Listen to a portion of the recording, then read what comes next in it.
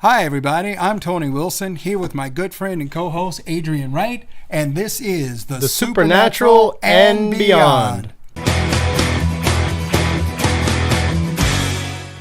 All right, we were talking about the firmament. And one of the things about the firmament is that we have an opportunity to explore different languages, different cultures, different places in time and space.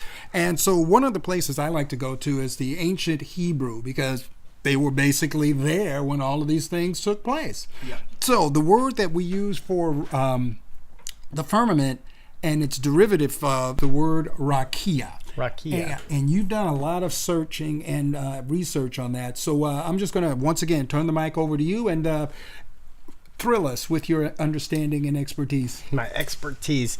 Yeah, so Raqia, which is, that's where they get the word firmament from or expanse from. It goes all the way back to the ancient Hebrews, and you will actually like this, Tony. They actually had a different view from mine. They had a view that the earth was flat back then, and they had, let's see, Tehim, which was that great abyss that was below the actual flat earth.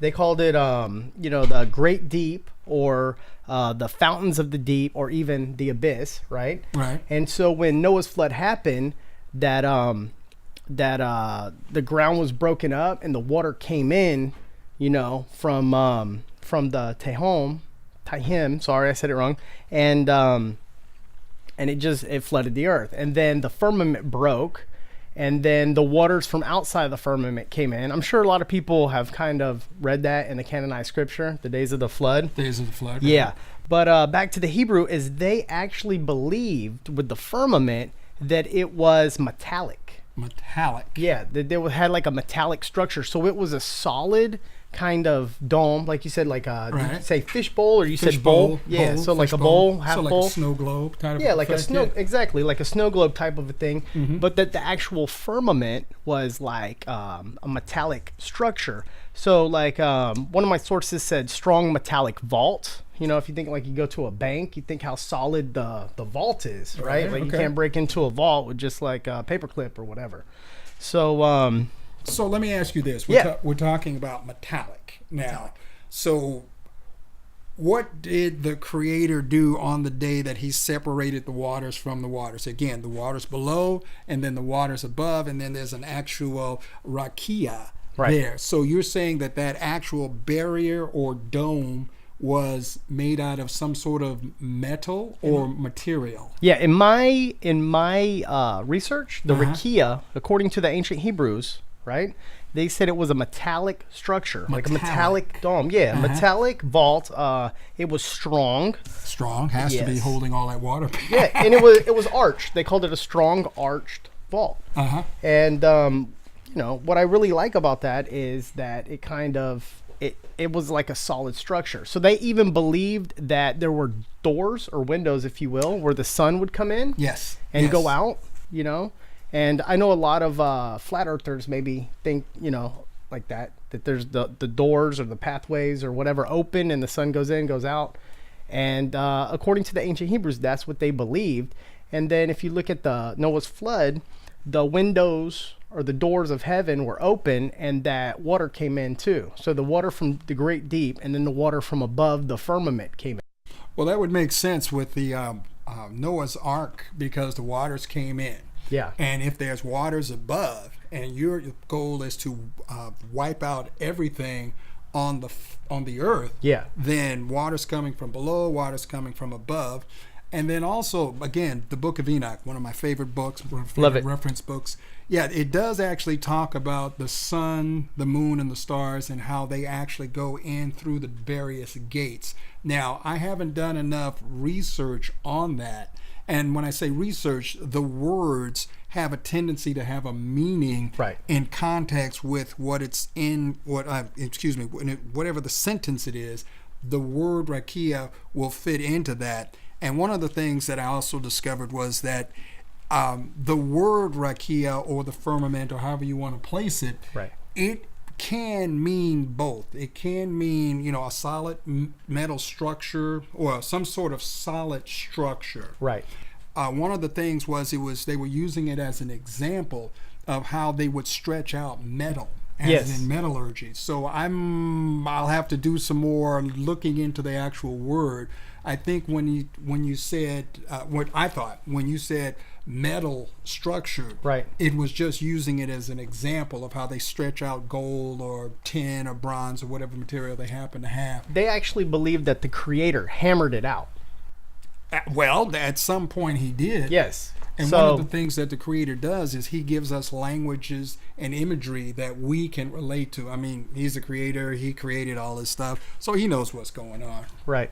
And what's also interesting with this is in my research, I found that Raqia, is where we get the Hebrew word, the Latin words for firmament and stuff. But Raqia also meant and translates to an English word we call sky. Sky. Yeah, like we look up at the sky and we're like, okay, the sky, it's clear, the clouds float around in the sky. But we kind of, from the round earth perspective, I kind of see the sky as just like, where the atmosphere is, and then it goes into outer space. And then you have, the stars and the sun outside of the sky. But I noticed with the ancient Hebrew here, with the Raqia, they believe that the sun, and the moon and stuff is underneath that sky, underneath that dome, and it comes in and out. That's what I have. Well, okay, I'm thinking of a particular example. I don't really want to go into it now because that kind of takes us off on a rabbit trail. However, I have seen with my own two eyes what's going on in the heavens. And so consequently, I will throw this out at you though. Okay. The airlines travel at around 30,000, 35,000 feet.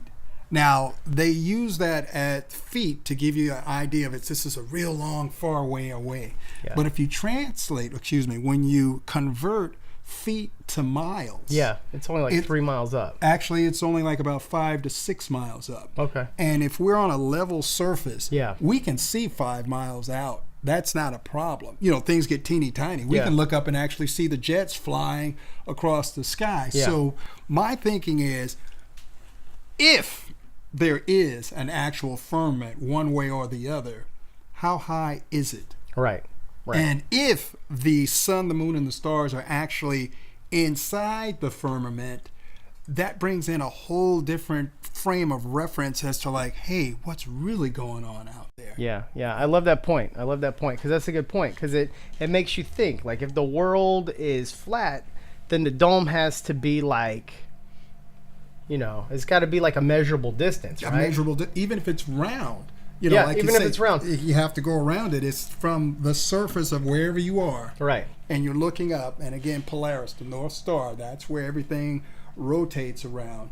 We got to start to think like, wow, man, what's going on? What's really going on out there? Because once again, man did not make the sun, the moon, and the stars. That's Human correct. hands did not create this. We couldn't if we wanted to. Yeah, we can barely figure out how to go to work every morning without running into something. It's just amazing. Man. Just amazing. From my perspective, I kind of see the world as a globe, and that's why I kind of see the firmament or the Raqia as the actual atmosphere. So my beliefs don't line up with the ancient Hebrews here. Okay. Well, I don't have a problem with that expanse because, there's been pictures of stars and so forth and galaxies and whatnot. So here we are again. Information that's being presented. Yeah, we got to get that starship.